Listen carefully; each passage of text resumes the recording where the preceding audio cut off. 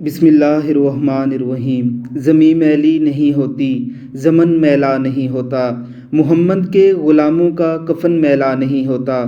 محبت کملی والے سے وہ جذبہ ہے سنو لوگو، یہ جس من میں سما جائے وہ من میلا نہیں ہوتا۔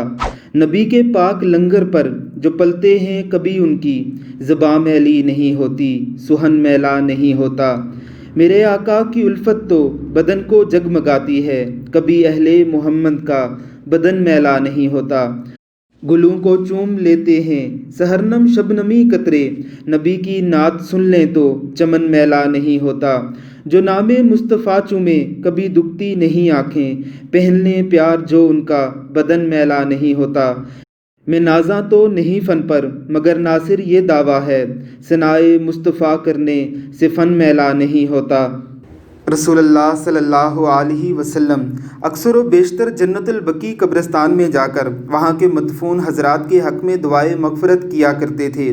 چنانچہ ام المومنین سیدہ عائشہ کا بیان ہے کہ رسول اللہ صلی اللہ علیہ وسلم جب بھی میرے ہاں باری ہوتی تو آپ رات کے آخری حصے میں بقیع کو تشریف لے جاتے اور یہ دعا فرماتے: اس گھر یعنی قبرستان کے مومنو، تم پر سلام ہو، جس موت کا تم سے وعدہ کیا گیا تھا وہ پورا ہو چکا، تمہیں تمہارے اعمال کی جزا کل ملنے والی ہے، اور اللہ نے چاہا تو ہم بھی عنقریب تم سے آ ملنے والے ہیں، یا اللہ اہل بقیع کی مغفرت فرما۔ سیدنا عبداللہ بن عمر کا بیان ہے کہ رسول اللہ صلی اللہ علیہ وسلم نے فرمایا: تم میں سے جس آدمی کے لیے ممکن ہو وہ مدینہ منورہ میں مرنے کی کوشش کرے، کیونکہ جس کی وفات مدینہ منورہ میں ہوگی میں اس کے حق میں قیامت کے دن سفارش کروں گا۔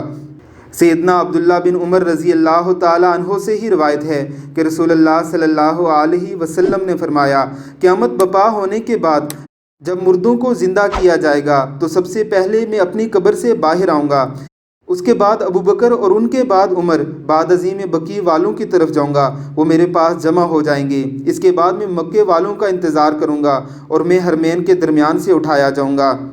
ام قیس بن محصن رضی اللہ تعالیٰ عنہا سے روایت ہے کہ رسول اللہ صلی اللہ علیہ وسلم نے ان سے فرمایا: کیا تم اس قبرستان یعنی بقیع کو دیکھ رہی ہو؟ قیامت کے دن اس میں سے 70,000 افراد ایسے اٹھیں گے جن کے چہرے 14ویں رات کی چاند کی مانند روشن ہوں گے، وہ سب بغیر حساب و کتاب کے جنت میں داخل ہوں گے۔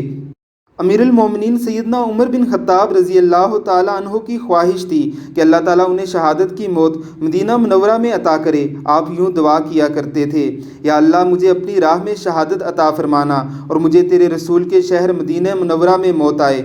چنانچہ اللہ نے آپ کی دعا کو شرف قبولیت سے نوازا، آپ کو شہادت کی موت مدینہ منورہ میں آئی۔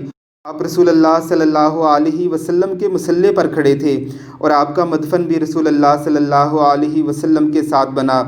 اس مبارک قبرستان میں رسول اللہ صلی اللہ علیہ وسلم کی ازواج، اولاد اور دیگر اقربا کے علاوہ 10,000 کے قریب صحابہ کرام اور ان کے بعد لاتعداد تابعین، تبع تابعین، ائمہ دین، مفسرین، محدثین، اہل علم، خواص اور عوام مدفون ہیں۔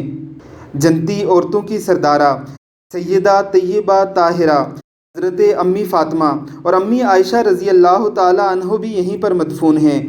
اللہ رب العزت کی کروڑوں رحمتیں ہوں بقیع میں مدفون ان تمام لوگوں پر، تمام عالم میں مدفون مسلمانوں پر، انبیاء علیہ السلام، اصحاب کرام، اولیاء عظام اور علماء کرام کی قبروں پر۔